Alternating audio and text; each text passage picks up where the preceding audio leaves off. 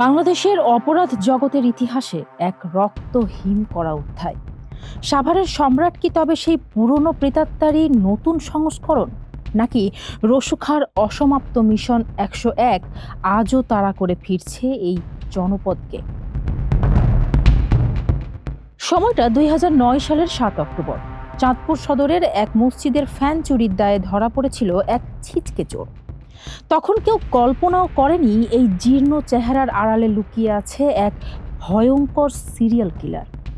পুলিশি জিজ্ঞাসাবাদে যখন সে মুখ খুলল, তখন হাড় হিম হয়ে গিয়েছিল খোদ অফিসারদেরও। একে একে ১১ জন পোশাক শ্রমিক নারীকে ধর্ষণের পর নৃশংসভাবে খুনের রোমহর্ষক বর্ণনা দিচ্ছিল সে।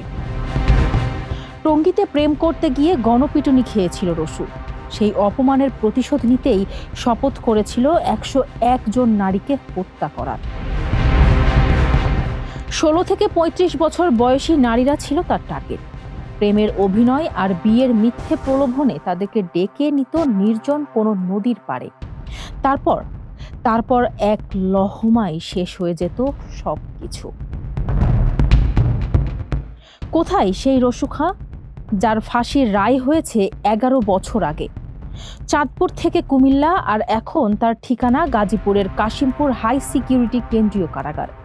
সেখানে সে সাধারণ কোনো কয়েদি নয়, সে এখন ফাঁসির কয়েদি।